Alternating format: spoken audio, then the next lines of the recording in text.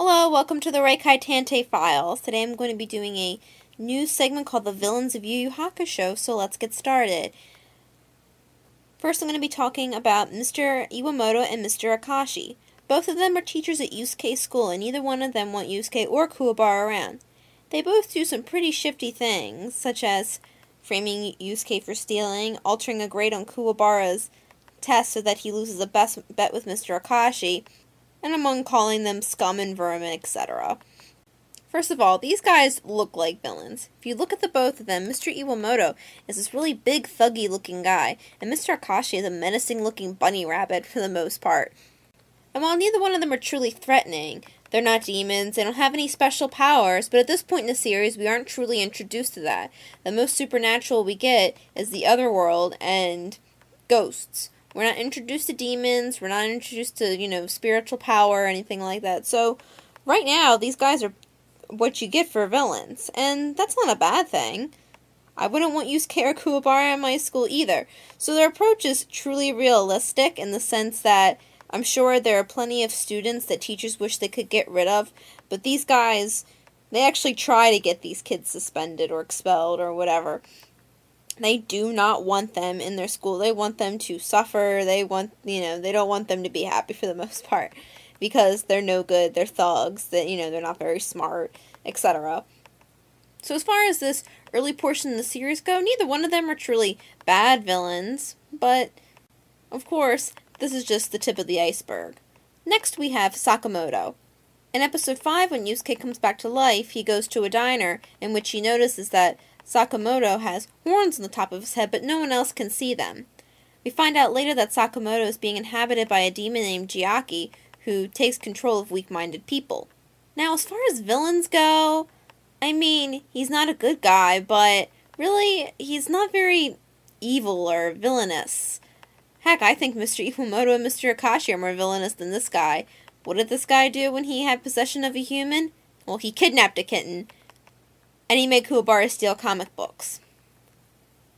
Yeah, I really don't find that very threatening. He wasn't planning to take over the world or anything like that. I think in the manga they were smoking, but almost every character in the manga smokes, so that doesn't really matter. But truly, this was more or less just some cruel antics of a teenager. I've seen stuff like this in movies and I've seen regular people be this cruel. So, this is really nothing new. For the most part, I think this is just here so that Yusuke has, an introduction to the ghost fighting that he's about to do, so that we have an idea of what's going to happen throughout the series. In the beginning, we really don't have any idea about, him being a spirit detective or anything like that, but this is the gateway into all that. Alright, and next we'll have the big three, Gouki, Kurama, and Hiei. First we have Gouki. Now, as quoted in the English dub, he's your run-of-the-mill crook. Now, I don't really think Gouki has any ambitions of taking over the world or anything like that. I think he just wants to be a big bad demon. He's a low-class demon, his mentality isn't that great, so this makes sense. I think he would just be really content just to run around with his orb and eating souls all day. I'm not saying that's a good thing, but he's less threatening than most of the other villains throughout the series. Gouki also turns into a Kyuukonki, which enables his skin to be hard as rock and enhances his strength. This is Yusuke's first real fight, actually, so this is the first real villain that we have to encounter. And honestly, I kind of enjoy this as a early case.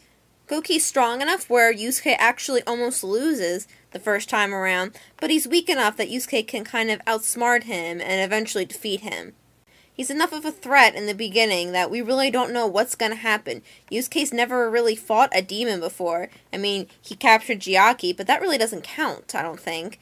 So this is really his first fight against a demon, so he is kind of menacing. And to have this really big, ogre-looking creature in front of you is kind of scary, so I consider him a really good villain at this point in the series. And next we have Kurama. Now, I really don't consider Kurama a very good villain, just because in his very first appearance we see him part ways with the alliance between Gouki and Hiei. So, we don't really have much of him there. He doesn't really say much.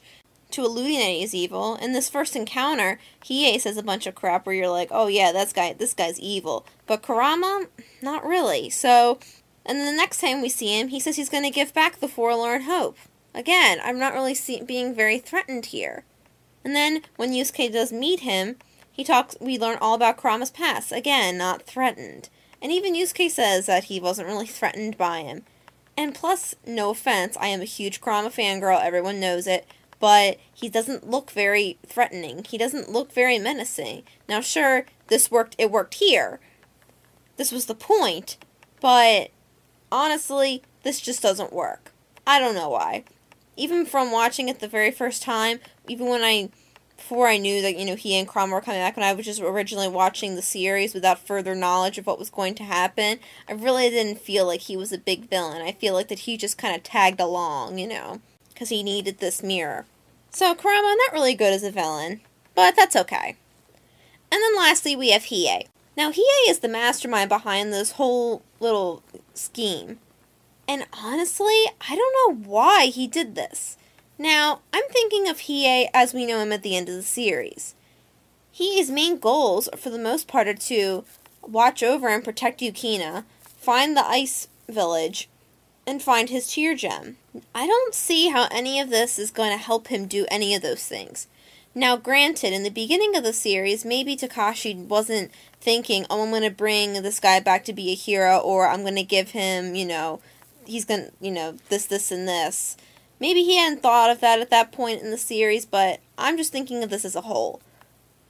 It kind of irks me that this would happen, and the only possible explanation I can have to this is that he explains, and Shigure explains as well, that after receiving the Jigan implant, that his demon energy shrank down to about like a low-class demon. So possibly his mentality shrunk as well with that lack of power, and maybe he just decided to go steal shit. I really don't know.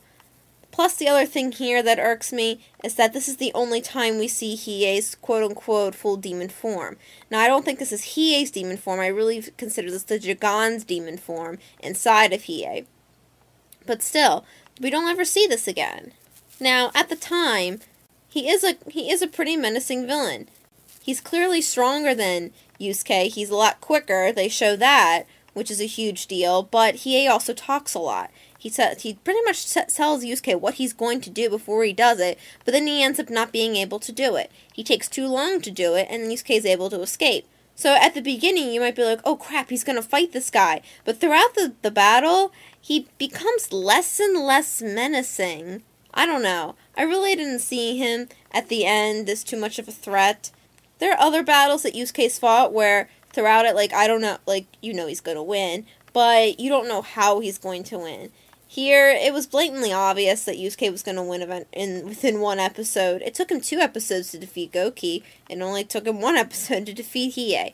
Like Kurama, Hiei as a villain doesn't work. And maybe that's because I'm thinking of this because I've seen the whole series, and because I know they come back as heroes, but I don't know. To me, it just doesn't work, and I just don't like it very much. So what do you guys think? Out of any of these, are any of them your favorite villains? Let me know in the comments below. Until next time, sayonara, bye-bye.